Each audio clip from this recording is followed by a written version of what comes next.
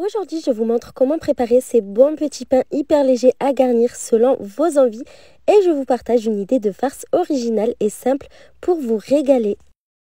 Je commence par délayer 5 g de levure boulangère sèche dans 50 ml d'eau tiède. Je mélange bien et je laisse de côté 5 minutes. Dans un cul-de-poule, je mets 350 g de farine, une cuillère à café de sel, une cuillère à café de sucre.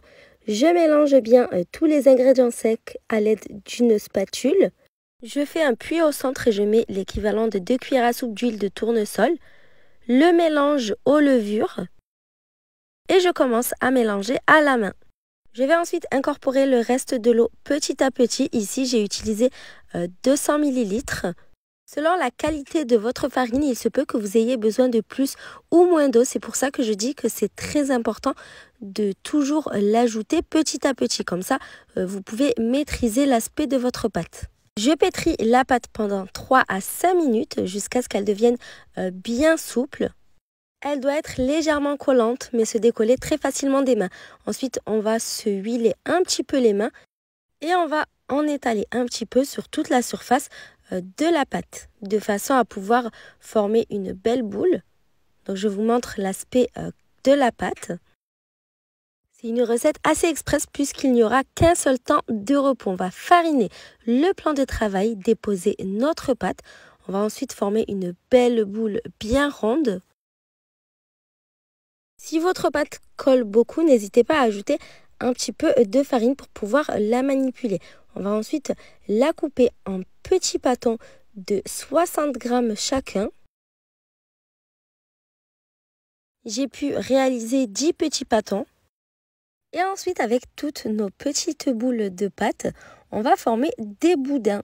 Donc, on va venir rouler la pâte jusqu'à former un beau boudin bien lisse. On va fariner un torchon propre. Vous pouvez le faire directement sur le plan de travail. On va déposer tous nos petits boudins en les espaçant bien pour leur laisser la place de gonfler.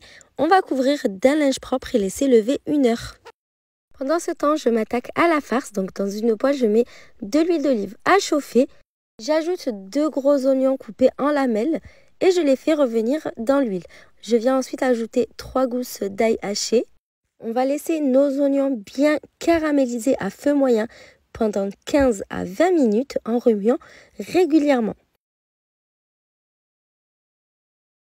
Ensuite, j'ajoute 200 g de champignons que j'ai coupés en fines tranches et je continue à remuer. Je laisse les légumes bien cuire et caraméliser. Pendant ce temps-là, j'ai pris 350 g de steak de veau que je coupe pour commencer en lanières avant de couper en tout petits dés. Évidemment, c'est juste une idée de farce, mais vous pouvez mettre dans vos petits pains tout ce que vous souhaitez. Après une trentaine de minutes de cuisson au total, quand les oignons sont bien caramélisés, on vient ajouter la viande. On assaisonne avec du sel et du poivre. C'est pas nécessaire d'ajouter plus que ça. Déjà, le goût des oignons caramélisés, c'est super goûteux. Après 5 à 10 minutes de cuisson de la viande, je viens ajouter du persil haché et je remue bien. Je termine en ajoutant 50 ml de crème liquide ainsi qu'une bonne poignée de fromage râpé. Je remue une dernière fois pour bien faire fondre le fromage et la farce est prête. Je la laisse refroidir de côté. Après 1 heure de repos des petits pains, vous pouvez même les laisser 45 minutes si c'est suffisant, s'ils gonflent bien. On va venir les étaler au rouleau. Donc on commence par le premier qu'on avait formé. On va bien le fariner et l'étaler en longueur. Par contre, n'insistez pas trop, il doit être fin mais pas trop non plus, juste ce qu'il faut. On va déposer le petit pain sur une plaque bien chauffée à feu moyen. On va laisser quelques secondes avant de retourner. On laisse cuire une petite minute et on retourne à nouveau. Et à partir de ce moment-là, normalement, vos petits pains vont gonfler et se remplir d'air.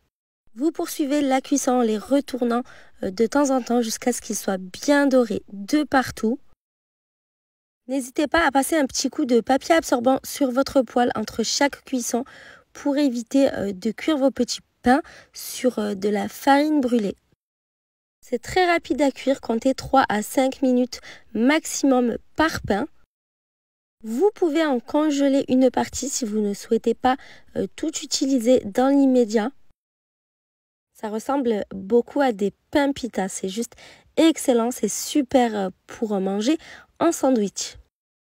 Si vous aimez le bon pain sans mie, cette recette est faite pour vous. Regardez comment il est moelleux. Je vais ensuite le plier en deux et couper au ciseau.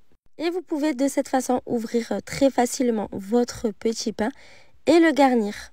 Et cette farce est à essayer absolument, c'est un pur régal et ça change de ce qu'on a l'habitude de préparer.